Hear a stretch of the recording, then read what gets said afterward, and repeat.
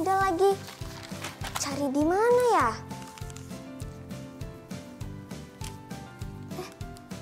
Hai teman-teman semua. Apa kabar kalian hari ini? Semoga sehat dan bersemangat ya. Maaf ya teman-teman, berantakan. Soalnya aku lagi nyari gambar untuk membuat poster profil budaya daerah nanti. Seru ya? Kegiatan kita hari ini memang seru-seru loh. Kita akan memahami keharmonisan dalam keberagaman. Lalu melakukan persiapan pembuatan poster profil budaya daerah. Dan juga belajar menghitung kecepatan dalam lomba karapan sapi. Karena itu jangan lupa siapkan peralatan tulis kalian dan berdoa agar yang kita pelajari hari ini bisa bermanfaat. Kita berdoa bareng yuk. Berdoa mulai.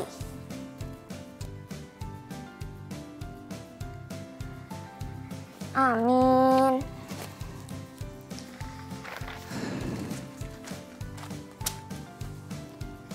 Nah, sekarang aku mau ke tempat fotokopi dan print di dekat sini. Aku mau print gambar yang kucari di sana saja. Yuk, ikut aku.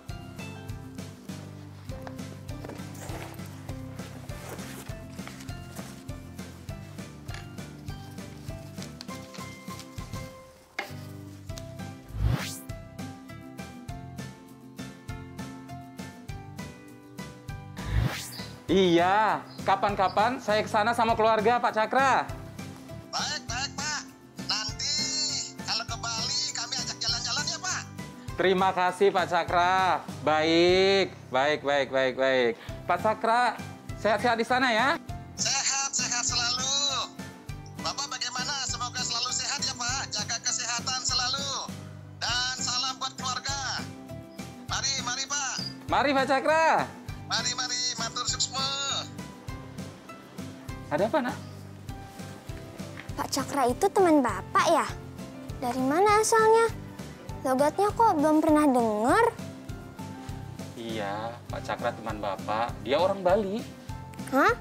Bali? Jauh banget, Pak. Kok bisa kenal sama Bapak? Iya, Pak Cakra itu teman Bapak kuliah dulu di Bogor. Teman Bapak kuliah dari berbagai macam daerah loh. Bahkan ada yang jauh dari Papua. Tapi semuanya bersahabat dengan harmonis. Teman Santi di sekolah juga banyak loh Pak yang dari luar daerah. Ada yang dari Semarang, ada yang dari Aceh, ada yang dari Padang. Kalau nggak salah, ada yang dari Kalimantan juga. Iya, karena Surabaya beragam suku, termasuk suku Jawa, yang mayoritas di situ. Namun, ada Tionghoa, Arab, Madura, Sumatera, semua masyarakatnya hidup berdampingan dengan harmonis. Makanya, Surabaya dijuluki kota toleransi tertinggi. Oh, gitu toh. Sekarang, Bapak mau tanya, hidup bersahabat dengan orang daerah lain, menurut Santi, apa yang paling penting yang harus dijaga?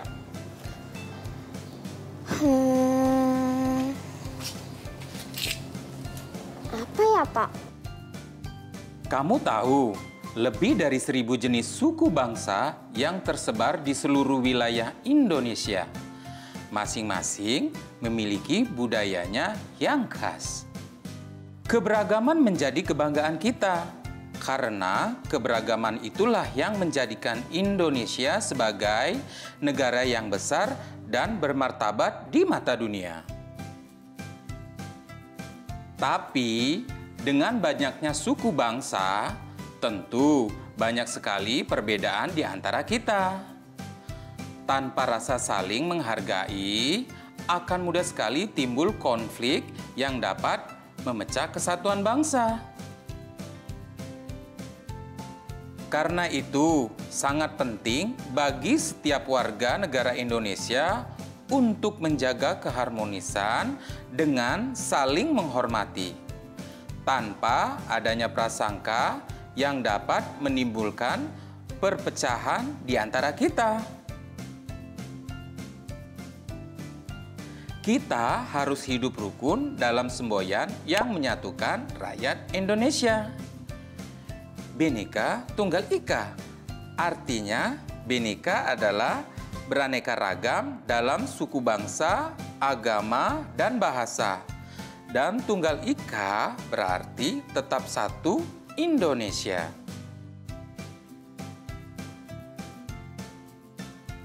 Santi mengerti, Pak. Karena kita hidup beragam dan berdampingan, kita harus menjaga kerukunan dan keharmonisan dengan saling menghormati dan menghargai ya. Iya, dimanapun, sekolah, kantor, RT, bahkan di tempat umum sekalipun. Oh iya, tadi Santi kesini mau ngomong apa sama Bapak? Santi ada tugas, disuruh buat poster profil budaya daerah. Jadi Santi harus siapin gambar-gambarnya. Begitu, kamu mau buat poster tentang profil apa? Surabaya? Enggak, Pak. Santi mau buat poster profil budaya daerah asal Bapak aja, Lampung. Wah, seneng Bapak. Rencananya kamu mau masukin apa aja, San? Untuk membuat poster, kita akan menggabungkan gambar dan teks informasinya. Untuk memudahkan, kita kumpulkan dulu data yang mau ditampilkan di dalam bentuk tabel. Seperti yang Santi buat ini. Pertama, Santi memasukin rumah adat Lampung. Rumah adat Lampung bernama Rumah Nuwo Sesat. Deskripsi tentang rumah ini adalah ruangan pada Nuwo Sesat merupakan hamparan memanjang mirip bangsal yang disebut balai panjang. Wah, bagus itu. Selanjutnya, apa lagi, Santi? Kesenian, Pak. Tari melinting merupakan tarian khas Lampung dari Melinting, sebuah kecamatan di Kabupaten Lampung Timur. Makna dari tari ini menggambarkan keagungan Keratuan Melinting yang awalnya berfungsi sebagai pelengkap pada acara keagungan Keratuan Melinting. Selanjutnya bagian favorit Santi nih, Pak, makanan khas. Seruit adalah makanan khas Lampung berupa ikan goreng atau bakar dengan bumbu tradisional. Lalu Santi memasukin monumen cagar budaya Lampung, yaitu Prasasti Palas Pasemah. Sebuah batu tulis yang terletak di desa Palas Pasemah, Lampung Selatan. Batu tulis yang merupakan peninggalan kerajaan Sriwijaya ini ditemukan pada 1956. Yang terakhir, Santi memasukin pakaian adat Lampung, yaitu tulang bawang. Pakaian tulang bawang kental dengan tradisi ketimuran dengan model baju tertutup dan menjunjung tinggi nilai kesopanan.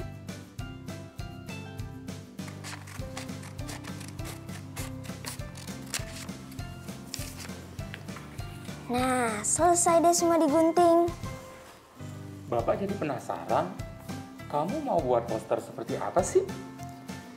Rencananya, di sebelah setiap gambar mau ada penjelasannya, Pak. Lalu dipercantik dengan spidol warna-warni dan kertas origami. Seperti ini. Oh, begitu. Bapak bantu ya, kita kerjakan sama-sama. Asik! Pertama, Santi mau tempel rumah adatnya dulu.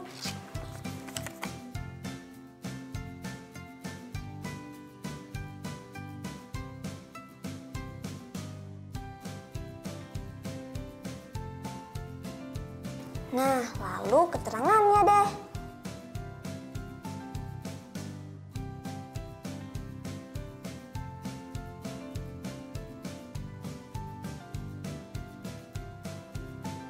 Oh, begini maksudnya. Ayo, kita mulai. Teman-teman juga buat ya. Tentunya dengan poster profil budaya daerah kalian masing-masing. Alat yang digunakan antara lain seperti karton, spidol atau pulpen, lem, gunting, serta gambar dan teks yang sudah kalian siapkan. Lalu kalian bisa menggunakan spidol warna-warni dan juga kertas origami untuk penghiasnya. Buatlah poster profil budaya di provinsi tempat tinggal kalian yang isinya sebagai berikut. Rumah adat, kesenian yang bisa berbentuk tarian, kerajinan dan alat musik, lalu makanan khas, pakaian daerah, cerita rakyat, monumen cagar budaya, permainan tradisional, senjata tradisional, dan juga bahasa. Tidak harus semua ya, cukup pilih beberapa saja. Kalian juga bisa ajak keluarga, teman untuk mengerjakannya bersama. Seperti Santi dan Bapak. Semangat ya teman-teman, pasti hasilnya bagus deh. Ayo, kita mulai. Ayo Pak. Bapak yang tempel, aku yang nulis ya. Siap, ayo.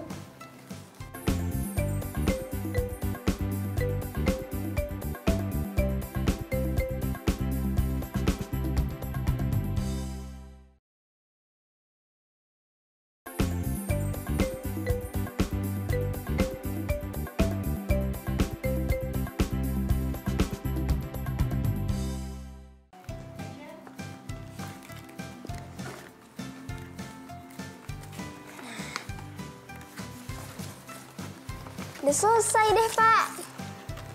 Bagus ya? Iya.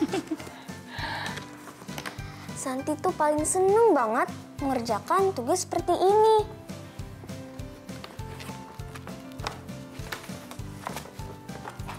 Santi jadi penasaran budaya dari daerah lain, Pak. Kalau Bapak, budaya daerah lain yang pernah Bapak lihat dan paling berkesan apa, Pak? Bapak tahu, Bapak paling berkesan sama karapan sapi. Oh, Santi pernah lihat gambarnya di buku pelajaran, Pak. Santi tahu nggak, karapan sapi itu berasal dari daerah mana? Seingat Santi sih dari Jawa Timur. Tapi di mana ya? Betul, dari Jawa Timur. Lebih tepatnya, karapan sapi itu ada di Madura. Karapan sapi adalah lomba pacuan sapi yang digelar sekali setahun. Perlombaan diikuti oleh sepasang sapi yang menarik kereta kayu kecil tempat joki berdiri. Pasangan sapi ini kemudian berlomba adu cepat berlari melalui lintasan. Karapan sapi adalah bagian penting dari adat dan tradisi masyarakat Madura. Bukan hanya itu, karapan sapi juga menjadi penanda status sosial. Karena sapi pacuan yang memenangkan pertandingan bisa dijual dengan harga sangat mahal. Santi tahu nggak? Sapi dalam karapan sapi itu bisa berlari 70 km per jam loh. Kenceng juga larinya, Pak.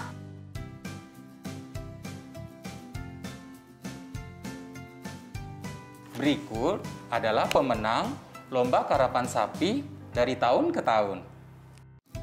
Tahun 2015 dengan jarak 180 meter, waktunya 20 detik. tahun 2017 dengan jarak lintasan 220 meter. Waktunya 20 detik. Dan tahun 2020 jarak lintasan 150 meter. Ditempuh dengan waktu 15 detik. Menurut kalian, sapi tahun berapakah yang paling cepat?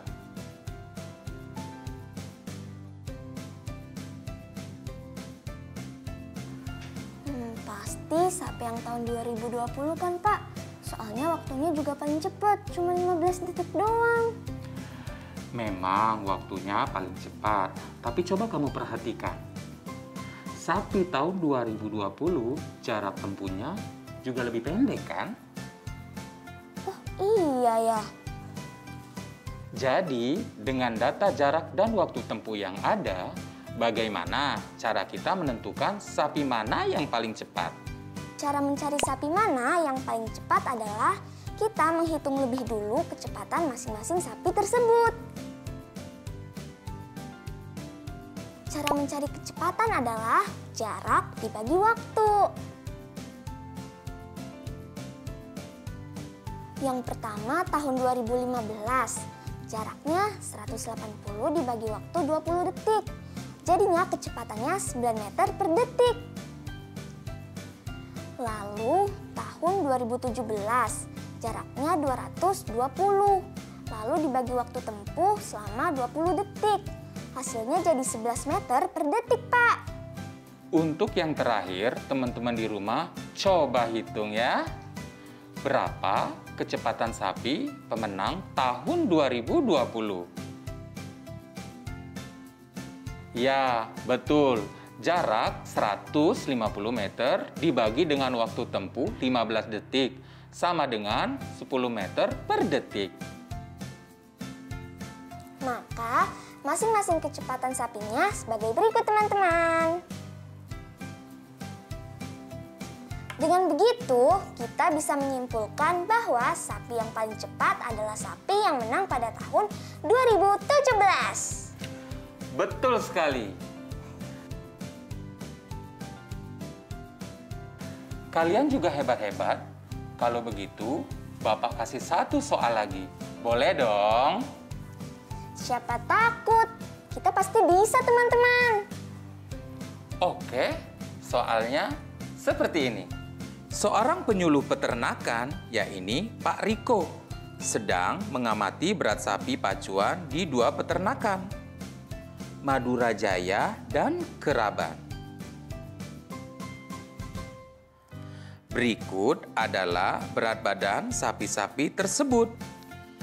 Menurut Pak Riko, sapi di peternakan Madura Jaya lebih berat daripada peternakan Keraban.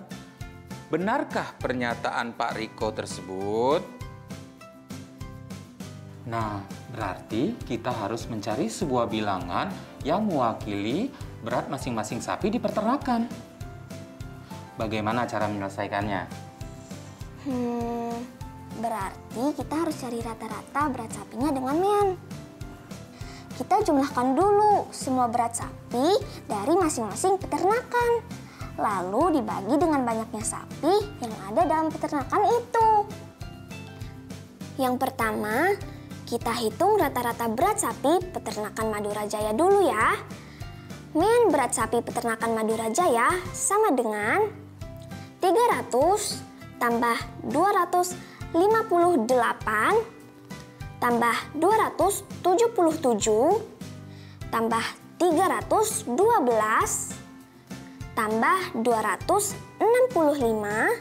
tambah 283 tambah 264 tambah 297 tambah 225 tambah 256. Dibagi 10 sama dengan berapa, teman-teman? 2737 dibagi 10, yaitu hasilnya 273,7 kg. Mian berat sapi peternakan Keraban sama dengan 240 tambah 322 tambah 310 tambah 305 tambah 279 tambah 285 tambah 327 tambah 278 tambah 254 tambah 250 dibagi 10 sama dengan 2850 dibagi 10, maka hasilnya betul, hasilnya 285 kg. Nah, kalau begitu rata-rata berat sapi yang ada di peternakan Kraban senilai 285 kg. Lebih berat daripada rata-rata sapi yang ada di peternakan Madura Jaya yang beratnya 273,7 kg. Maka pernyataan Pak Riko tidak tepat, Pak. Mantap. Kita berhasil lagi, teman-teman. Seneng banget deh, tugas dan kegiatan hari ini bisa selesai cepat. Makasih ya, Pak, udah bantuin Santi belajar. Sama-sama. Kamu juga hebat. Kan kamu yang mengerjakan semua. Bapak kan cuma bantu.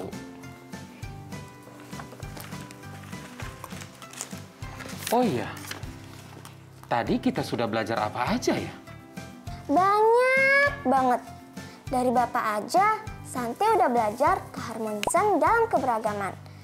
Lalu melakukan persiapan pembuatan poster profil budaya daerah. Dan juga belajar menghitung kecepatan dalam lomba karapan sapi. Pelajaran tadi kamu ulang-ulang ya, biar tidak lupa. Pasti dong, Pak. Soalnya Santi suka banget sama pelajaran budaya seperti ini. Santi kan belum banyak pergi ke daerah lain, jadi suka aja denger ceritanya. Sabar ya, nanti kalau pandemi udah mereda, kita jalan-jalan. Asik! Teman-teman, tetap belajar di rumah ya. Memakai masker, menjaga jarak, dan mencuci tangan. Agar kita ikut mencegah penyebaran COVID-19. Tetap belajar dari rumah ya teman-teman. Jaga jarak, rajin cuci tangan, dan pakai masker. Agar kita ikut mencegah penyebaran COVID-19. Sampai jumpa!